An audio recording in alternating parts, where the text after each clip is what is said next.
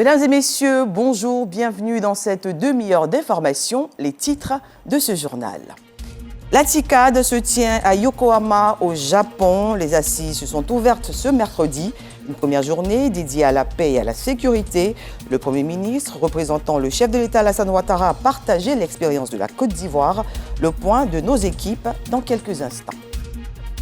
Dans ce journal, nous ferons un tour à Aoué sur l'axe Abidjan-Alépé. Le ministère de la Construction, du Logement et de l'Urbanisme y a procédé au lancement de la construction de 300 logements sociaux. À l'international, 614 drones et missiles ont été lancés par la Russie sur le territoire ukrainien. Cette attaque intervient alors que des négociations sont en cours pour trouver une issue au conflit.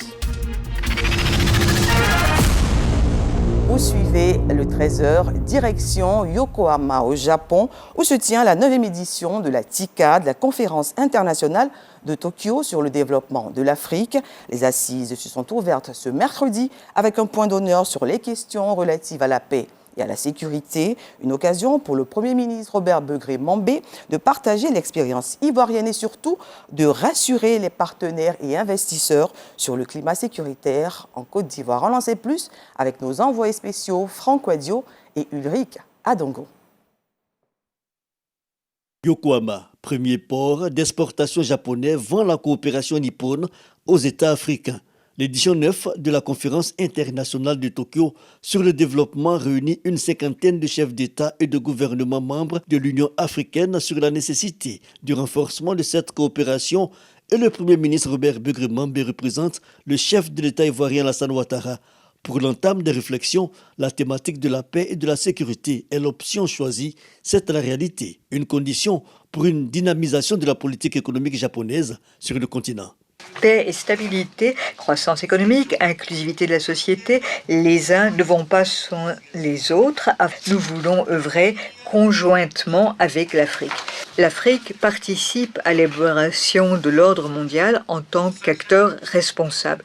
Faire taire les armes, le développement durable a besoin de paix durable. Et en faisant cesser les violences de toute forme, renforcer la cohésion sociale et la stabilité, cela permettra d'attirer les investissements et les affaires en Afrique. Œuvrer conjointement avec l'Afrique par l'investissement. L'aide publique japonaise, tournant autour de 10% depuis le TICAD 1 en 1993, est appelée à croître.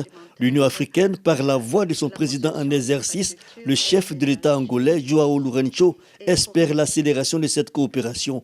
La Banque mondiale est partie prenante et se veut optimiste. À la tribune des plénières, la Côte d'Ivoire a porté sa voix et partagé son expérience de modèle de stabilité au plan sécuritaire. Partager cette expérience que la Côte d'Ivoire a d'être en paix et de développer des projets pour tous les Ivoiriens, des plus jeunes aux plus âgés. Mais surtout, le président a anticipé en créant cette grande académie de Jacques Vine pour former nos forces de sécurité et de défense à un très haut niveau, pour protéger les intérêts du pays, et à telle enseigne que certains pays africains, ayant vu l'intérêt que cela présente, font venir leurs forces de défense et de sécurité pour se former à l'académie. Et les autres pays européens, asiatiques, américains qui ont vu que ce travail était rigoureusement mené, ont pris une part active au financement de cette académie antiterroriste pour contribuer à la consolidation des acquis de cette formation. La paix, la sécurité et le volet à venir du dynamisme économique, le Premier ministre prendra à nouveau la parole à la tribune sur la question au second tour des activités du TICAD qui s'achève pour la partie officielle le 22 août 2025. Japon, Robert Begré-Mambé a accordé 2 audiences, une à la Fédération internationale pour la jeunesse, c'est une organisation née en Corée du Sud et présente en Côte d'Ivoire. Seconde audience du locataire de la primature ivoirienne, celle accordée aux parlementaires réunis en association pour la coopération japonaise, Union africaine, des rencontres jugées fructueuses, comme nous le disent Franck Wadio et Ulrich Adongo.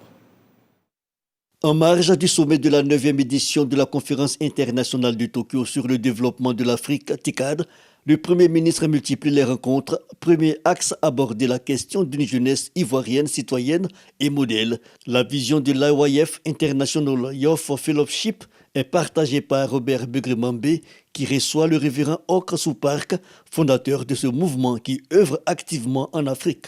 Nous avons décidé de continuer cette éducation en Côte d'Ivoire. Et une fois que les jeunes ivoiriens reçoivent cette éducation, nous croyons que ça va aussi faire hausser l'intellectuel des jeunes. Nous avions beaucoup étudié par rapport à ça et que nous avons fait l'expérience. Nous avons donné aussi ces rapports très favorables au gouvernement. Ils étaient très contents et que nous allons continuer cette éducation. Rencontre stratégique que celle avec l'Association de l'amitié parlementaire Japon-Union africaine. Le Premier ministre, accompagné du ministre des Affaires étrangères, Léon Kwakwadom, de la représentation diplomatique de la Côte d'Ivoire au Japon et du ministre de la Communication, parle du renforcement des liens multisectoriels avec les parlementaires japonais, dont l'interaction avec la Côte d'Ivoire remonte à 2019 à Tokyo, la capitale, avec le président de la République Alassane Ouattara. Une coopération relève le Premier ministre qui porte du fruit. Notre pays est un pays qui compte. La Côte d'Ivoire est un pays sérieux. C'est pourquoi les Japonais s'intéressent à la Côte d'Ivoire. Et au cours de l'entretien que nous avons eu avec les parlementaires japonais, nous avons mis en évidence l'intérêt qu'il y a à créer un groupe spécifique d'amitié parlementaire entre le Japon et la Côte d'Ivoire. Et d'ailleurs, nous, on est déjà en avance puisqu'on a un de nos députés qui est le président de ce groupe parlementaire. Nous attendons simplement de nos amis japonais qui puissent matérialiser leur volonté par la création de ce groupe au sein du Parlement japonais. Et cela va renforcer davantage cette belle coopération entre la Côte d'Ivoire et le Japon qui ne date pas d'aujourd'hui, c'est depuis les années 60. Et la matérialisation de cette coopération s'est illustrée, rappelle le chef du gouvernement, par la revalorisation du pan culturel, mais aussi par plusieurs infrastructures de premier plan construites, ainsi que plusieurs réalisations sanitaires. Retour en Côte d'Ivoire, la problématique du logement au cœur des actions gouvernementales. Le ministère de la Construction a procédé récemment au lancement du programme de logements sociaux à Aoué sur l'axe Abidjan à l'épée. Cette opération s'inscrit dans la vision du chef de l'État de faciliter l'accès à un logement à chaque Ivoirien. Le reportage d'Astou Touré et Issa Dambélé. Dans quelques mois sortiront de ces terres 300 logements sociaux au profit des populations. Un programme situé dans le village d'Aoué sur l'axe Abidjan-Alépé. Il s'inscrit dans la politique du gouvernement, à savoir permettre à chaque citoyen de bénéficier d'un toit décent. On a travaillé un peu avec le ministère de la Construction à Bégerville, avec l'accompagnement du ministère, puisque nous avons des terrains à bas prix. Et de deux, les VRD primaires est fait par l'État. Donc nous avons vraiment les accompagnements pour pouvoir faire des maisons à bas prix. Apporter plus d'énergie, plus de synergie et pour le développement, n'est-ce pas, le rayonnement de la sous-préfecture de Bourg-Domé dont nous faisons partie. Et de faire, oui, n'est-ce pas, d'ici quelques années, l'Eldorado, n'est-ce pas, de l'immobilier. Merci au ministre de la Construction. Merci au président de la République. Des coups de pioche, du ciment, et voilà ainsi démarrer les travaux de ce nouveau chantier qui va accueillir bientôt ses premières bâtisses. Ce projet est le fruit d'un partenariat public-privé qui sera réalisé sur 5 hectares. Je suis venu au nom du ministre Koné Bruno pour rassurer également nos compatriotes. Rassurer les Ivoiriens pour leur dire que le programme de logement continue et en faveur des Ivoiriens qui n'ont pas beaucoup de moyens. Nous avons construit environ 42 000 logements et sur ces 42 000 logements, en février 2025, le Premier ministre a remis environ 2700 clés à Bassam et à Bégerville et 1072 clés à Lokodrou. Sur le coût des logements et le suivi des travaux jusqu'à la livraison, Célestin Kouala, représentant le ministre de la Construction, rassure. Nous allons réaliser ici, avec un investissement d'environ 90 milliards, les travaux de VRD primaires. Naturellement, après que l'État ait fait ses efforts, nous allons veiller strictement au respect des coûts des logements, parce que beaucoup de nos compatriotes nous rappellent assez souvent que certains logements restent à des coûts trop élevés, même quand ce sont des logements sociaux. Après Bégerville, Kambassam et Lokodrou, dans quelques semaines, le ministère de la Construction projette de remettre environ 893 clés à Songo. Notons que le programme des logements sociaux s'étend dans les villes de Yamoussoukro, Bouaké, San Pedro et Korogo. Des habitations dans un environnement sain et écologique avec des acteurs soucieux de leur engagement sociétal. Cela est possible et le ministère de l'Environnement, du Développement durable et de la Transition écologique s'active. La tutelle a organisé un atelier à Abidjan Plateau en vue d'inciter toutes les entreprises à s'inscrire dans une responsabilité sociétale. Les explications de Nadège Kassi et Sephora Zegui. L'adoption de la loi de 2014 sur la responsabilité sociétale des entreprises et plusieurs conventions internationales sont au goût du jour. C'est donc à juste titre que le ministère en charge de l'environnement et de la transition écologique et les partenaires au développement sont présents à cette rencontre en vue de plancher sur l'adoption d'un arrêté concernant la RSE. Le PNUD Côte d'Ivoire, dont un des piliers clés concerne le développement durable inclusif, est bien engagé depuis quelques années sur la question de la RSE et nous avons déjà commencé des travaux avec le comité de concertation État-secteur privé avec qui nous avons un partenariat et nous continuons à travailler sur un certain nombre de projets pour prendre en compte la RSE parce que nous pensons que le développement durable ne peut pas se faire sans l'apport des entreprises, sans le secteur privé. Et pour nous, en tant que PNUD, nous ne pouvons pas arrêter cette démarche-là parce qu'aujourd'hui, tout ne peut pas revenir au fonds public, mais chacun doit jouer sa partition. La promotion du développement durable dans les entreprises à travers le concept de responsabilité sociétale des entreprises peut générer un élan de renforcement de la cohésion sociale, surtout dans les communautés dans lesquelles s'installent les entreprises de manière progressive, parce que les activités sociétales de ces entreprises contribuent à renforcer la cohésion sociale. Cette concertation sur le projet d'arrêté RSE témoigne d'une volonté de renforcer l'engagement des entreprises ivoiriennes en faveur du développement et de la RSE. Les actions se multiplient pour la protection de l'environnement. La première édition du Forum Greenwich s'est tenue ce mardi à Abidjan. Objectif, sensibiliser et accompagner le secteur des télécommunications vers un modèle énergétique durable. Durant cette journée de réflexion, décideurs politiques, privés, régulateurs et autres parties prenantes ont pu élaborer une feuille de route pour une meilleure transition énergétique de la Côte d'Ivoire. Constant Kokora, Davis Oyo. Soutenir la transition énergétique et adapter les infrastructures télécoms face aux impacts du changement climatique en Afrique subsaharienne, c'est toute la quintessence de la première édition du Forum Greenwich. Objectif, renforcer les capacités des opérateurs numériques à travers l'appropriation des méthodologies de la digitalisation responsable.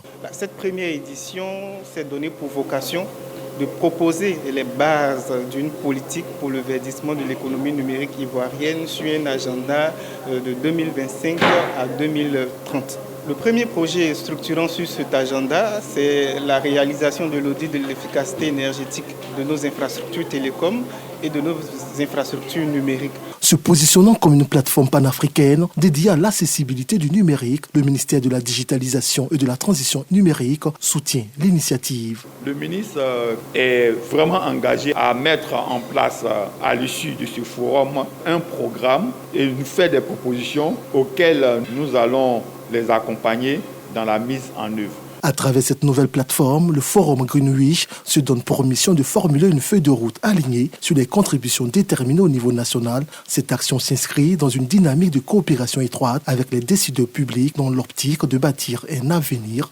durable, inclusif et résilient.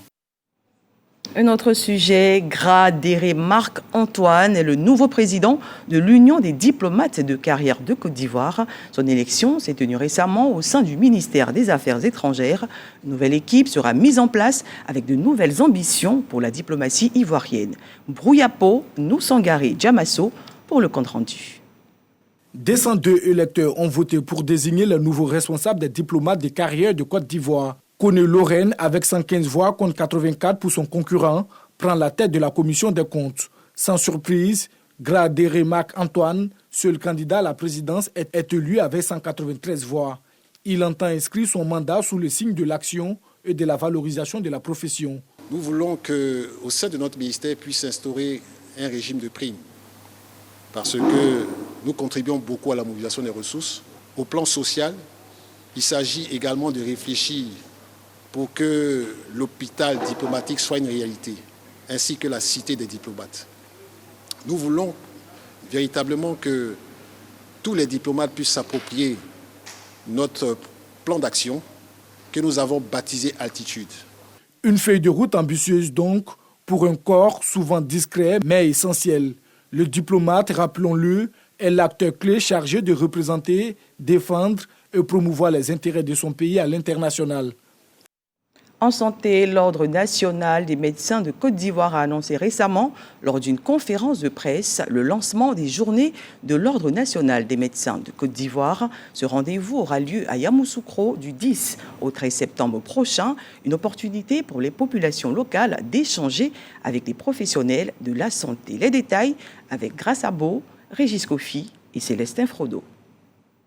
Elle a pour objectif de repositionner la médecine ivoirienne au cœur du développement national et régional. La première édition des Journées de l'Ordre national des médecins de Côte d'Ivoire va se tenir du 10 au 13 septembre prochain à Yamoussoukro, autour d'un programme dense et varié. Au cours de ces journées, il y aura d'importantes rencontres. Il y aura aussi des expositions technologiques. Et puis, il y aura aussi une cérémonie de distinction, ce sera pratiquement le dernier jour, au cours d'un dîner gala. Dans sa volonté de se rapprocher des populations, l'Ordre des médecins de Côte d'Ivoire annonce des actions citoyennes, à savoir des dépistages, vaccinations et dons de sang. Discuter également avec les populations, apporter l'information aux populations et ne pas se limiter seulement même à la discussion. Il fallait mettre en place des actions sociales, des actions citoyennes. L'Ordre national des médecins de Côte d'Ivoire est une institution créée le 10 septembre 1960 qui enregistre près de 10 000 adhérents. La célébration du mérite, une réalité dans le centre-est de la Côte d'Ivoire. Les meilleurs élèves du district autonome des Lacs ont été récompensés au cours de la 3e édition de la journée dite de l'excellence. Au cours de ces festivités, plusieurs autorités sous-préfectorales et directions régionales ont elles aussi été distinguées. Kader Sogodogo. Après des moments de dur labeur, voici venu le temps des récompenses. Les meilleurs élèves aux examens à grand tirage dans le district autonome des Lacs sont récompensés au cours de la 3e édition de la journée de l'excellence à Dimbokro. Au nombre de 5, les récipiendaires sont, pour le certificat d'études primaires élémentaires CEPE, Yao Jean-Philippe, Kwaku Anne Keti pour le brevet d'études du premier cycle BEPC, Akaremi Kounan, Chris et Koulibaly Seydou, admis au baccalauréat, respectivement en série A2, D et C. Merci avec notre cœur d'élèves. Nous vous promettons de rester dignes de cette confiance et de porter haut les couleurs de notre district. Pour le directeur régional de l'éducation nationale et de l'alphabétisation de la région du Nzi, ces résultats sont le fruit du travail acharné des élèves et des acteurs locaux du système éducatif. La ministre gouverneure du district autonome des Lacs, Raymond Goudou Kofi, se dit convaincue que l'avenir de la nation repose sur la reconnaissance de l'effort. Mais notre célébration ne se limite pas seulement à la remise symbolique du prix de ce jour.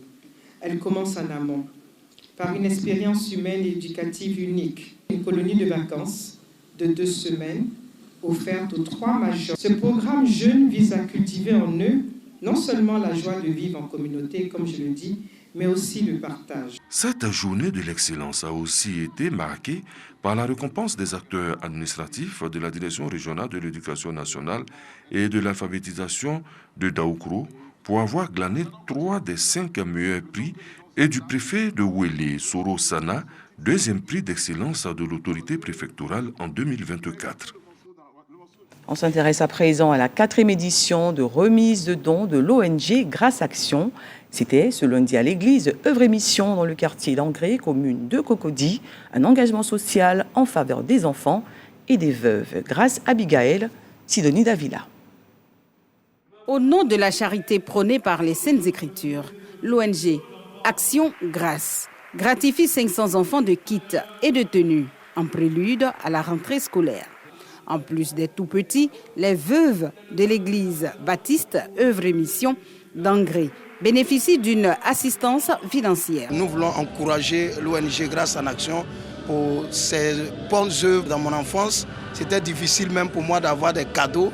Et aujourd'hui, quand nous voyons tout ce que l'ONG fait, nous voulons encourager cela et nous sommes venus aussi participer pour donner de la joie aussi à ces enfants. L'ONG Grâce et Action vient concrétiser l'évangile. Nous prêchons dans les 4 murs, mais ils sont venus mettre en pratique. Pour les donateurs, cette action humanitaire s'inscrit dans la droite ligne de la mission de l'ONG Grâce Action. Je suis contente d'avoir reçu le don de l'ONG Grâce Action.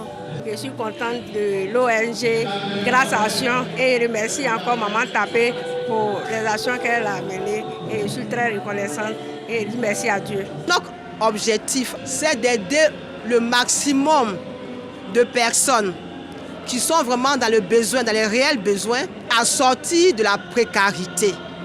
Et dans ce cas, nous encourageons aussi tout le monde et tous à vraiment poser des actions sociales envers les plus faibles. Alors que de nombreuses familles s'inquiètent quant à la scolarisation de leurs enfants, l'ONG Action Grâce envoie à travers ce geste un message fort de solidarité envers les plus vulnérables.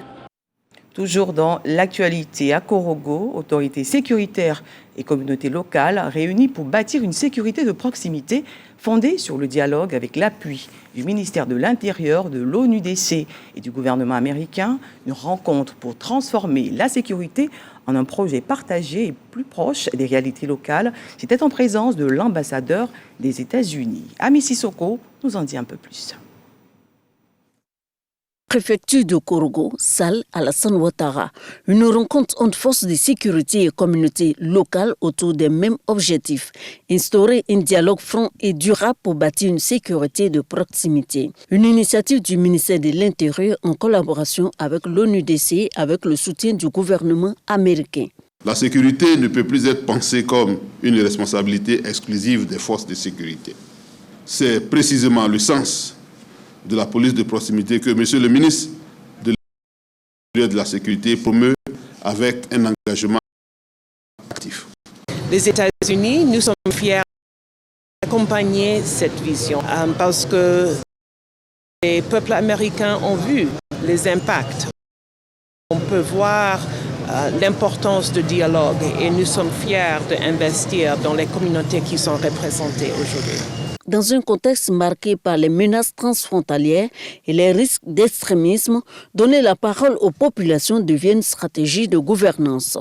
La police de proximité n'est pas une simple stratégie de sécurité. Elle est un changement d'attitude, une manière d'agir qui place la population au centre du dispositif sécuritaire. Avec la police de proximité, c'est la population qui vient vers la police pour donner des informations. Et ces informations que nous recevons, nous les exploitons. Et à travers ces informations, on a réussi à gérer beaucoup de problèmes de sécurité dans les quartiers. À Korogo, la sécurité est plus humaine, une nouvelle dynamique où le citoyen devient acteur de la paix. Restons dans la ville de Korogo. À 2 mois de la présidentielle d'octobre 2025, les jeunes de la région du Poro s'organisent pour une période pré- et post-électorale apaisée.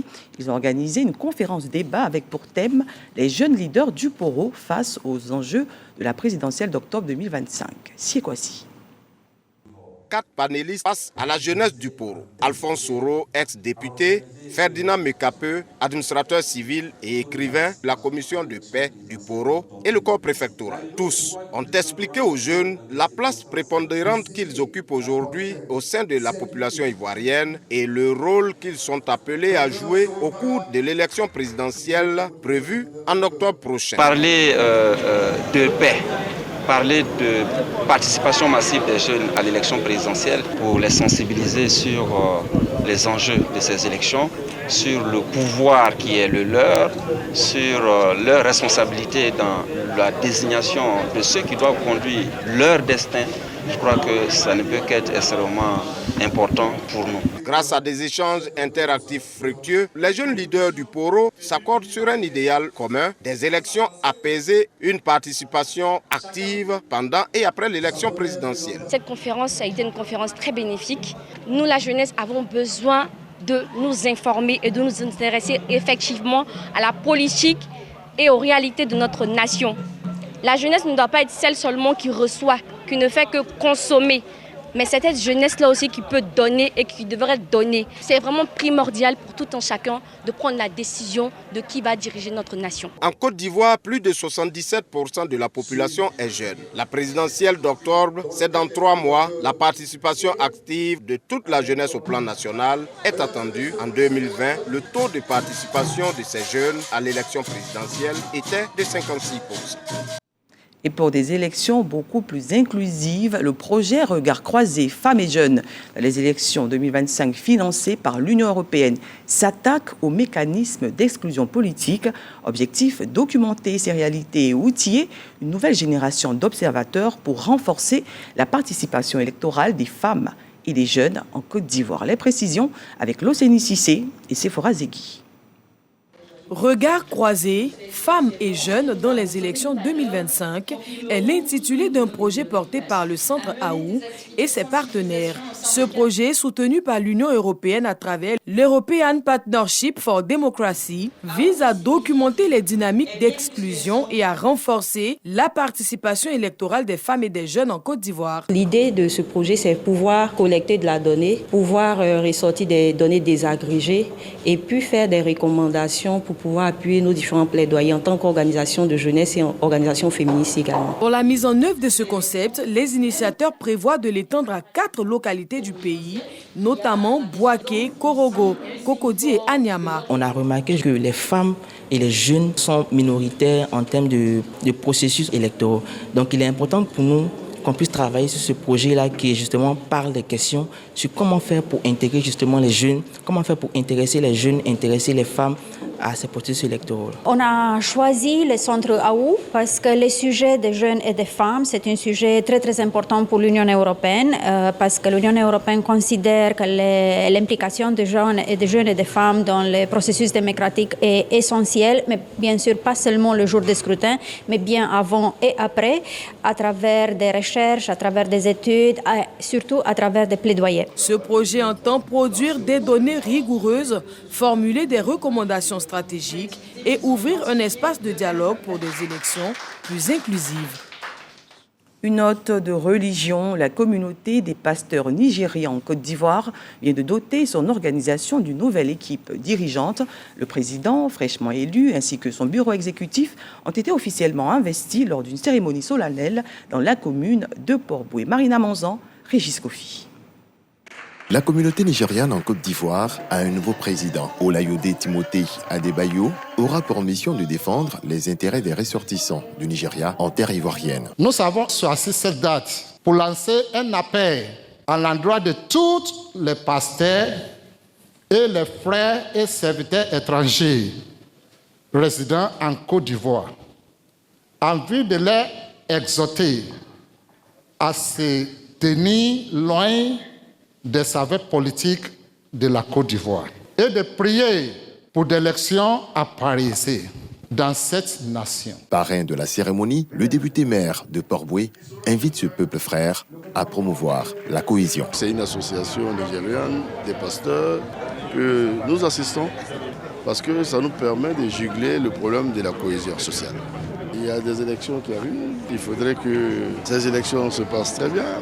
Il vient de lancer un appel auprès des pasteurs qui mettent ça en prière parce que notre pays, la Côte d'Ivoire, est assez outillé pour faire en sorte que ces élections-là soient des plus apaisées possibles. À ce jour, la communauté nigériane est fortement intégrée dans plusieurs secteurs de l'économie ivoirienne.